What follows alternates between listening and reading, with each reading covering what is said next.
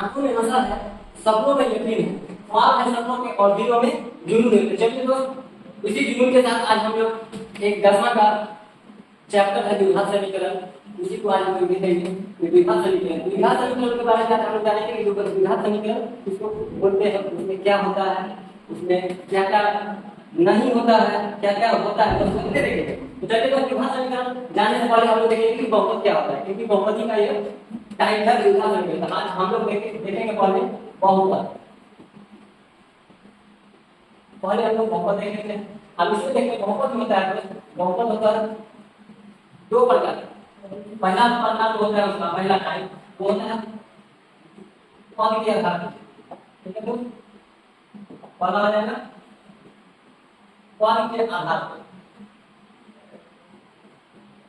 यानी पद के आधार पर कहने का मतलब ये हुआ कि बहुपद को हम लोग दो पार्ट में देखते हैं। पहला पार्ट बहुपद मतलब क्या होता है, तो एक से ज्यादा अगर हम लोग बहुपद बोलते हैं, और एक से ज्यादा। उसके बाद पद के मतलब होता है स्थान। पद के मतलब जो स्थान होता है, इसी चीज को हम लोग बहुपद बोलते हैं। दूसरा चीज बहुपद को हम लोग दो तरीके से जानेंगे, एक पद के आधार पर और एक घात के आधार पर। तो हम लोग देखते हैं पद के आधार पे हम लोग को घात की जरूरत नहीं है, हमको घात के आधार पर जरूरत है। घात के आधार पर दूसरा चीज हम लोग इसके चर्चा करेंगे, घात के आधार पर विशेष चर्चा करेंगे। पद के आधार पे नो कमेंट। आइए, घात के आधार पर पहला क्या करते हैं हम लोग, उसको बोलते हैं रैखिक बहुपद बोलते हैं, लेकिन इसको हम पढ़ेंगे रैखिक बहुपद। रैखिक बहुपद तो हम उसे बोलते हैं जिसका जो घात होता है, घात वो एक होना चाहिए। घात कहने का मतलब ये हुआ जिसमें कपाला पर मतलब ऊपर माथा पर एक हो, यानी समझिए जैसे हम लिखते हैं इसको 2x उसके बाद हम घात जो देखते हैं, हम लोग घात देखते हैं हम लोग चर संख्या वाले। अचर का घात देखते हैं, चर वाले का घात देखते हैं। हम लोग यहाँ पर समझ लेते हैं कि चर और अचर क्या होता है, एक चर होता है और एक अचर होता है। तो चर दो उसे बोलते हैं जो बदलता रहे या बदल रहा है, बदलते रहे, यानी ABCD वाला जो पार्ट होगा तो z का x y z यानी ABCD वाला जो पार्ट हो जाएगा उसको हम लोग चर बोलते हैं। दूसरा अचर किसको बोलते हैं, तो एक दो वाला जो पार्ट होता है, एक दो वाला जो पार्ट होगा तो उसी को हम लोग अचर बोलेंगे। यानी जो हमको काउंटिंग में आता है उसको क्या बोलेंगे, अचर। जो काउंटिंग में नहीं स्पेलिंग में आता है उसको क्या बोलेंगे, चर। तो दोस्त देखते हैं चर और अचर। अब यहाँ से हम लोग देखते हैं चर और अचर को देखिए, जो बदल जाए चर, जो नहीं बदले अचर। दूसरा चीज अब हम लोग देखते हैं इसका रैखिक बहुपद होता है। रैखिक बहुपद का घात होता है एक होना चाहिए, ये चर संख्या है, चर का घात देखते हैं एक है, इसीलिए क्या होता है हम लोग रैखिक बहुपद। लेकिन इसका जो मूल होगा यानी रैखिक बहुपद का जो मानक रूप यानी कहते हैं दोस्त में हम लोग रैखिक बहुपद का जो मानक रूप होता है, मानक रूप होता है ax प्लस b, जहाँ a बराबर 0 नहीं होना चाहिए। ये हमारा रैखिक बहुपद का मानक रूप हो जाता है।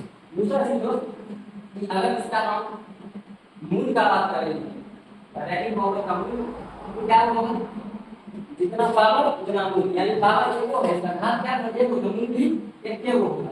उसका क्या नाम है, तो यहाँ क्या कर लेंगे ax प्लस b बराबर 0 रखेंगे, तो ax बराबर क्या है प्लस उधर जाएगा तो माइनस x का क्या हो जाएगा माइनस b बटा a। यानी रैखिक बहुपद हम रैखिक बहुपद का जो मूल होगा तो वो हो जाएगा माइनस b बटा a। तो इस पे हम लोग अभी चर्चा नहीं करेंगे, हम लोग करेंगे इसके अगला स्टेप यानी द्विघात समीकरण की चर्चा करेंगे। तो हम थोड़ा क्लियर कर लेते हैं द्विघात का पहले देखिए कि द्विघात घात जो है घात दो को होना चाहिए, मतलब माथा पर दो होना चाहिए, ऊपर दो होना चाहिए। जैसे हमारे बोले आपको x स्क्वायर प्लस 2, ये क्या घात है दोस्त, अगर 3x स्क्वायर प्लस 5 इसमें क्या घात है, तो दो यानी द्विघात हो गया। इसका कहने का मतलब हुआ जिस भी चर संख्या का या राशि का पावर अगर पूर्ण संख्या है तो वो बहुपद होगा, द्विघात होगा। ठीक है, तो पूर्ण संख्या होना चाहिए। पूर्ण संख्या कहने का मतलब क्या है, पूर्ण संख्या कौन संख्या होगा तो 0 1 2 इस तरह बढ़ते रहेगा। कौन संख्या है दूसरे से जाना। इसके आगे है विघात का जो मानक होगा, विघात का मानक रूप, मानक में क्या आ जाएगा x² प्लस x प्लस जहां a बराबर 0 नहीं होना चाहिए। a बराबर 0 अगर हो गया तो मानक का तो विघात नहीं होगा, तो रैखिक हो जाएगा। तो चलिए अब यहाँ से लोग इसका घात क्या है, घात 2 है, तो मूल भी क्या होगा मतलब शून्य है तो 2 होगा। जब घात जाएगा शून्य या शून्य तो हम लोग 2। तो यहाँ से हम देखेंगे क्या कि विघात में जो होता है 2 मूल होगा, 2 मूल का क्या नाम होगा, एक को अल्फा एक को बीटा, एक को अल्फा बोलेंगे एक को बीटा। अगर हमारा अल्फा और बीटा दोनों मूल है, इसको एक बार जोड़ देंगे एक बार घटा देंगे। यहाँ से देखिए एक बार अल्फा और बीटा को हम जोड़ देते हैं, एक बार अल्फा और गुना को और बीटा को क्या करते हैं गुना करते हैं, हो जाएगा। अल्फा को हम मूल बोले हैं, इसको मूल बोले हैं, मूलों का योग हो गया। तो मूलों का योग क्या होता है दोस्त, और मूलों का गुना इससे बढ़ता है। इसका विशेष दोस्त जो बहुत चैप्टर में जाएंगे उसका बताएंगे, अभी सब चल रहा है। तो हम लोग क्या देखेंगे इनको मूल होता है अल्फा और बीटा, और हम लोग को पढ़ना क्या है विघात समीकरण। अभी हम लोग देखेंगे अब समीकरण देखेंगे। तो समीकरण क्या है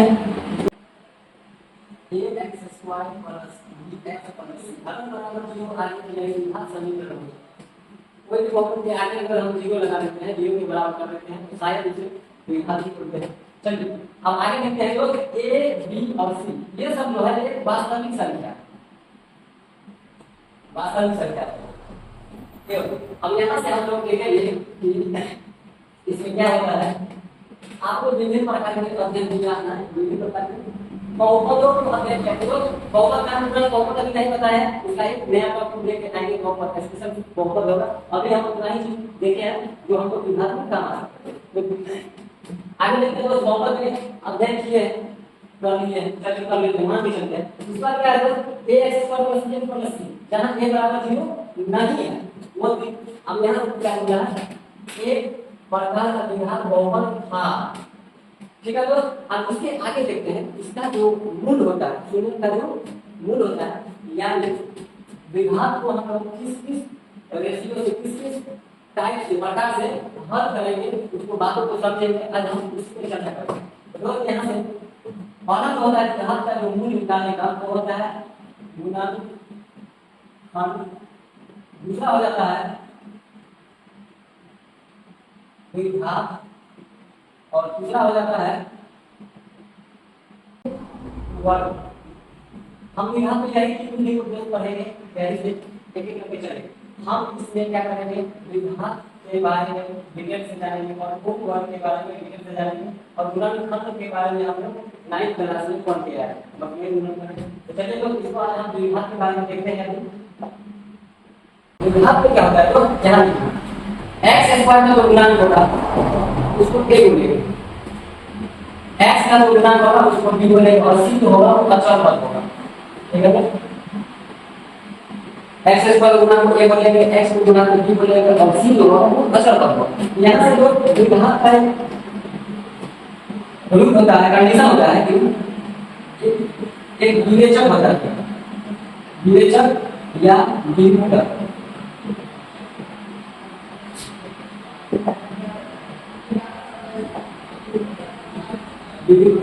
जिसे हम लोग क्या करते हैं इसके मुख्य साइड करते हैं,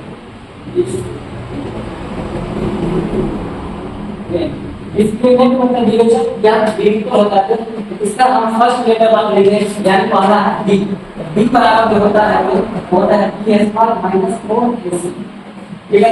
ये डी का हम विवेचक किसी को निकालेंगे d बराबर d² - 4ac और इसमें हम d का जो वैल्यू होता है वो 3 वैल्यू होता है, एक हो जाएगा एक हो आगे होगा एक बराबर में होगा। मतलब एक प्लस का वैल्यू रहेगा, एक माइनस का वैल्यू रहेगा, एक बराबर का वैल्यू रहेगा। तो आज हम देखते हैं दोस्त अगर d का वैल्यू जो है वो 0 से बड़ा हो जाए यानी प्लस में हो जाए, अगर d का वैल्यू जो है वो 0 के माइनस में हो जाए, मतलब d का वैल्यू 0 से छोटा मतलब माइनस में हो जाए। अगला हो जाएगा तो d का वैल्यू है वो 0 के बराबर, तब इसका नाम क्या सा पड़ता है, इसका तीन को नाम होता है जिसे हम प्रकृति बोलते हैं, मूल का प्रकृति। दोनों का प्रकृति होता है। तो अगर डी का मान 0 से और यानी प्लस में हो जाए तो उसे हम बोलते हैं वास्तविक और असामान्य। अगर डी का मान माइनस में हो जाए यानी 0 से छोटा हो जाए तो उसे हम बोलते हैं अवास्तविक। अवास्तविक या आंतरिक। अगर डी का मान 0 के बराबर हो जाए तो उसे हम बोलते हैं वास्तविक और बराबर।